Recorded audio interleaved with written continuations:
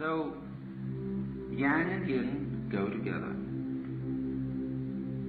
But, through not seeing this, the whole of our life is, as I said, geared to the thought that we might be able to make the yang side win.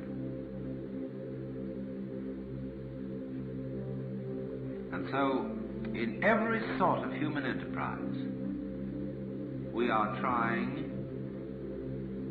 to have white without black.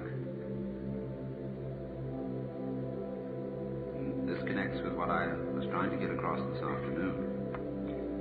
When you talk about improving the world,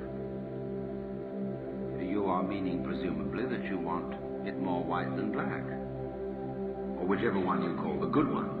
Maybe you think the black is the good. That's right, it makes a slight difference. Which side are you going to take in the game of chess, the black or the white? Doesn't make much difference, except white gets first move.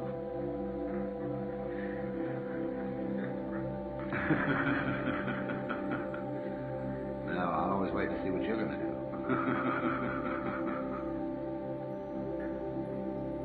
We think, could we get rid of the other one?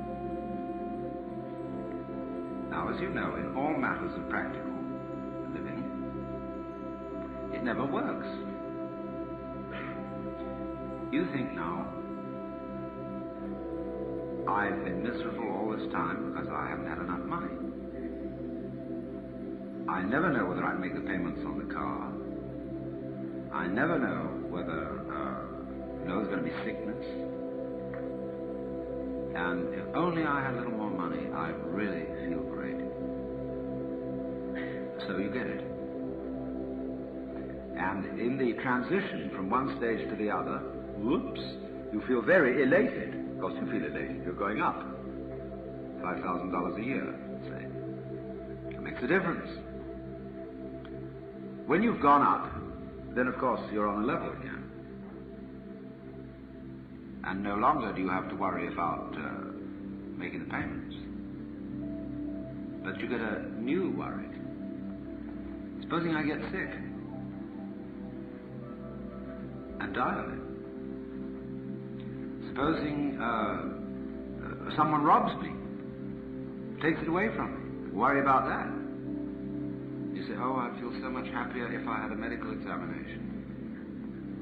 So you go to a fancy doctor. He says, I can't find anything wrong with you. Then always there might be burglars, so you get an alarm system and new locks. And finally you go to the Homes Patrol and get a private guard to watch you, and that makes you feel better for a while, except then it begins to nag you. See, if I have that Homes Patrol man out there, they'll know I've got something. Maybe I better have two men on patrol. So, it grows. You worry. Because you found out that you didn't get yang without yin.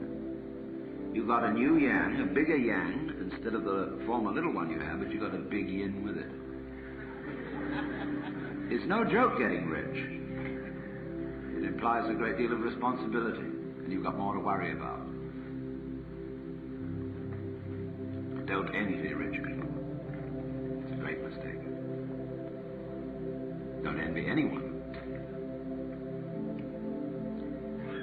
So, in the same way, Zhuangzi puts it thus, he's Lao Tzu's successor. People who speak of having good government without its correlative, misrule, or right without its correlative, wrong, do not understand the basic principles of the universe. One might just as well speak of having yang without yin, and such people must be either knaves or fools. Of course, how would we know we were wise unless there were knaves and fools?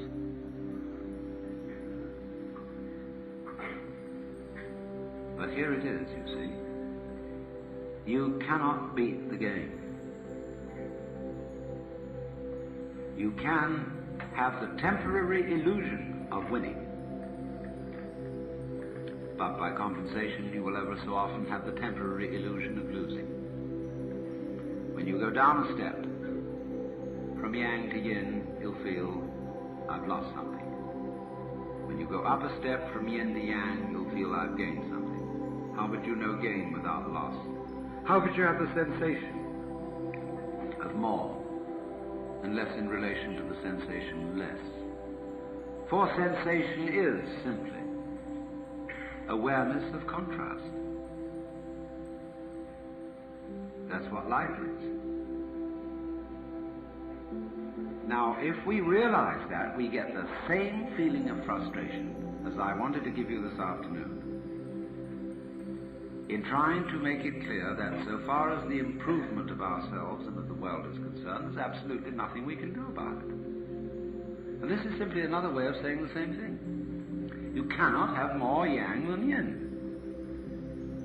You cannot play a game which is win and no lose, or a game in which everyone wins. You're stuck with it. Now, in just the same way, if we recognize that, applying yang and yin to all the possible situations of life, we get this awful feeling of, so what's the use? I mean, what do you expect me to do? Jump into the river and drown?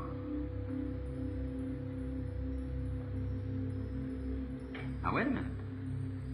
Why, at that point, do we get the feeling of, oh, what's the use?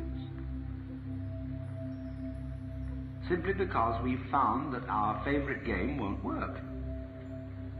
And we think that is the only thing for which there is any use, is the game in which white must win. But why not change them around? Isn't that a good game? Because you go whine, like this. Goes in and out. It's the undulation of a wave, the crest and the trough. You can go on every kid likes a roller coaster ride. You go, it's great.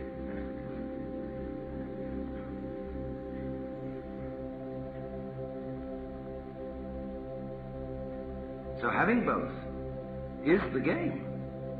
See, it's no game. What we think is the game isn't a game at all. To win all the time. Win, win, win. That's no game. Because the game is always the hide and seek. Now you see it, now you don't. The game is the story in which the villain might win. And the whole idea of drama is to make it seem to the audience that the villain absolutely must win. There's no way out, and then suddenly, boom, the secret thing is revealed and the hero wins. Or if you want a good cry, have a tragedy and the villain wins. But don't you see, there is no vitality unless there's that negative element. The villain, the devil, the nothing, the death, the out. You've lost. Finish. Bye-bye. Quits. See, if that's not there, then the other one isn't there. And you're always winning. Supposing you sit at home with your wife and you play cribbage. Lots of married couples try to forget holy deadlock by playing games at night.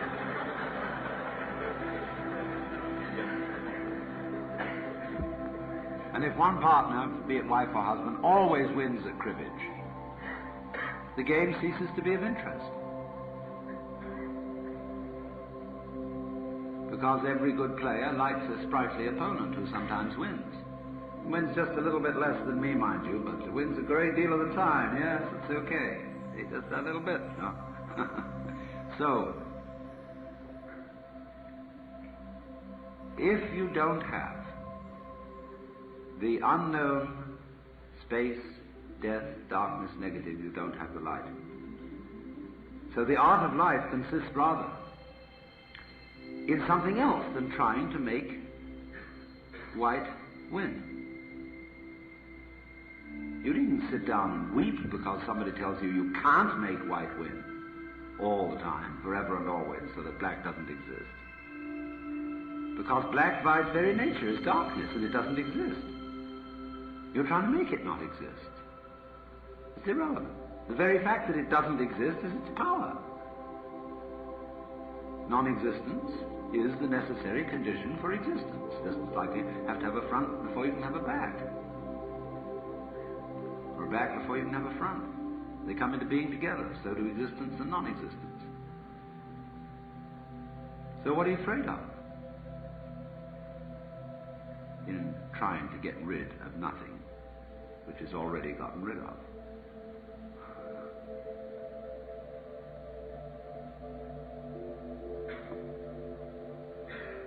So we think,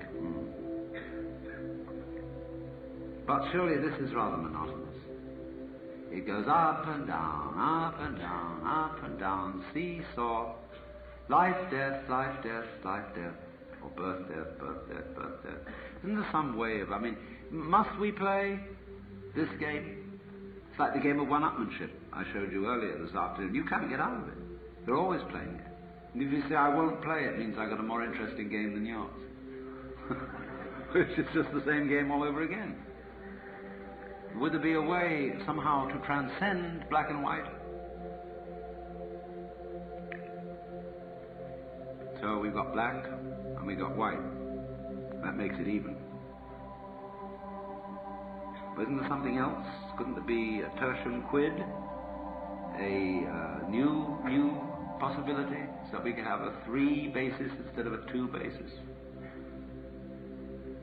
Somebody comes up and says, all right, you're black and white, A and B. You constitute the 2 ends of the base of a triangle and the apex.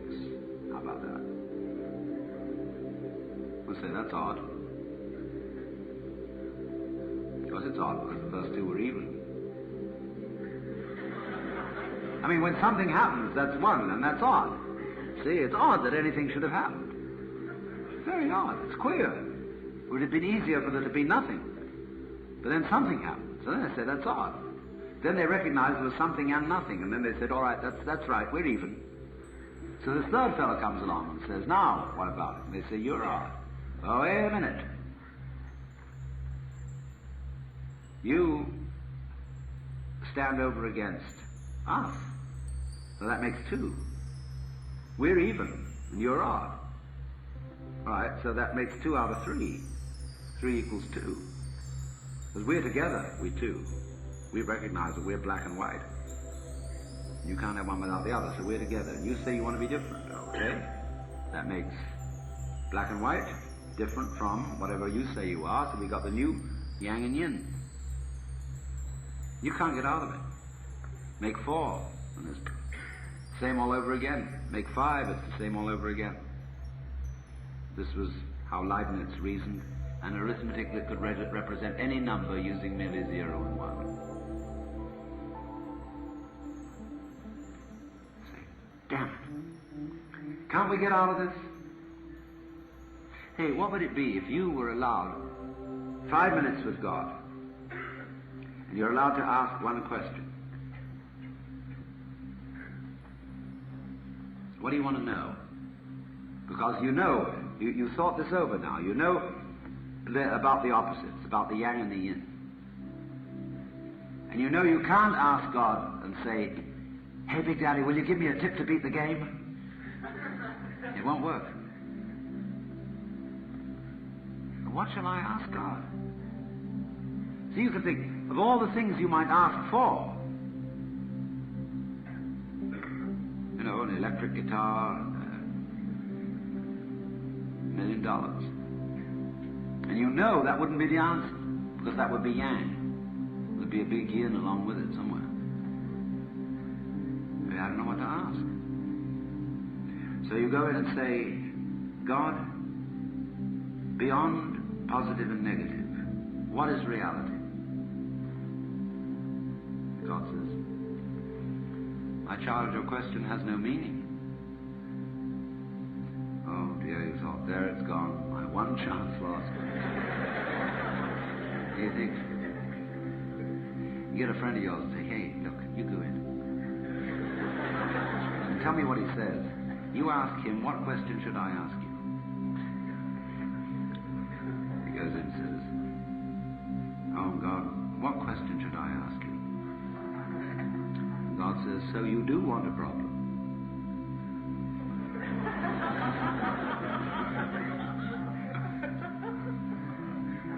Well, you've got one. You thought it up. You wanted a game in which white only wins. There's your problem. You made it up. You had to have that problem. Because otherwise, if you don't have a problem, you wouldn't know you were here. It's like, you can't be yourself without something you call other. How will you know you are you unless somebody else is somebody else altogether? In other words, the sensation of I here, living, sensitive, alive, peeking out, beady-eyed out of my skin, entirely is with reference to something over there, which isn't me. I don't know what it is, but it works all by itself, and this is pretty scared of it. And there it is. But I can't have this feeling without that feeling. There's the same hocus-pocus going on here. If I can't feel me without having other, that's exoteric. Esoteric means I am the other.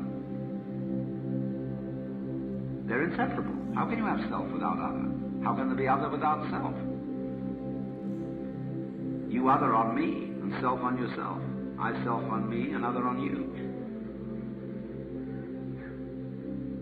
But you can't, as it says, you can't have one without the other. Yang and yin. So in the same way, I say, well, this other, I'd like to manage it. I'd like to control it. Now, I don't want all these people around messing up my life. I don't want them to be that much other. I'm going to fix you. Then I get on a power kick. And there are all kinds of power kicks, let me warn you. It's not just politics, and economics, and business. The worst power kicks are spiritual. Like astrology. You'd like to know the future? Would you really? It's a power kick to know the future so that you can control it. No surprise. If you know the future, it's already past. But if you want to know something and have knowledge, then there must be the unknown. Just as if you want self, you must have other. So the future is always the unknown. The past is the known. And what we witness as our present is the magical appearance of the known from the unknown. You know what's going to happen the next second. I mean, there might be another big earthquake right underneath us. Any minute now. Or the Russians might decide to release the A-bomb. Any minute. You could have a heart attack, drop dead. You don't know what's coming. Well, relax. Then watch this thing happen. It's incredible. Just watch it. You, it, self-other, it's this vibration going on. But you think also now, wait a minute, self and other, that means voluntary versus involuntary. What I do and what happens to me. Now, what do? Well, I walk, I think, I talk, I move my hands. I can be nice to you or nasty to you. I would regard both as my doing. But what about my blood circulation? I normally think that happens to me. I mean, if my heart would stop, I wouldn't say I'd done it. I would have said that it happened to me. But Buddhists will say, your heart stopped, that was your karma. And karma means nothing else except doing. It's your doing that your heart stopped. You know, that doesn't mean, don't take it literally in a superstitious way, that because you spat in someone's face in a past life, you're having heart failure as a punishment for it this time around. The universe is not geared to be a kind of judicial system. I mean, a lot of priests figure it that way in order to frighten people. But karma means simply, if you die in a plane crash or have a heart attack, it's your doing. But that simply means you've got to rethink what you mean by doing. Now, I've already proved to you that black is white. So now I'm going on to prove to you that what you do is what happens to you. And what happens to you is what you do. Because you can't tell the difference between doing You can't tell what you mean by doing unless something happens to you, to contrast it with, and vice versa. You can't say of something that happens to you unless it feels different from something you do. Now let's take a look at our breath. Are you doing it, or does it happen to you? If we do a breathing exercise,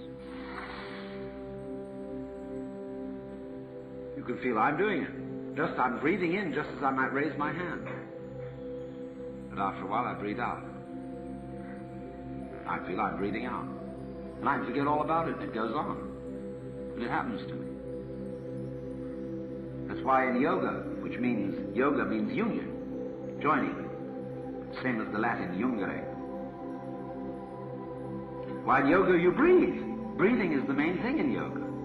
Because it's to teach you that there's no difference between what you do and what happens to you. You learn that through breathing. You can make the very best breath. See, we get into Christian terms here. The Holy Spirit, spirit means breath, see? Spiritus in Latin, pneuma in Greek, ruach in Hebrew. Breath. Now, there's ordinary breath, when you know, most people's normal breathing. Or forced breath, when, or, you know, when people try to sing and their voice is forced. But then, the next breath is called Holy Spirit, holy breath. That's when the breath is no longer forced, it happens. When it's nirvana breath, blow out, same thing as Holy Spirit. And then that, you see, the unforced one.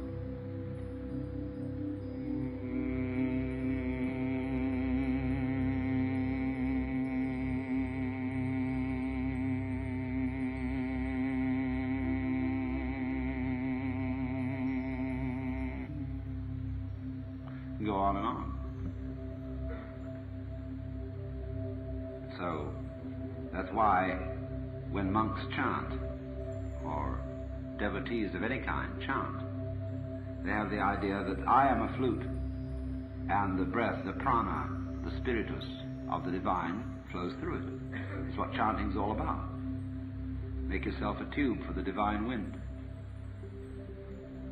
But that also means realize the unity of the voluntary and the involuntary. That's really what's meant by doing the will of God. Do the will.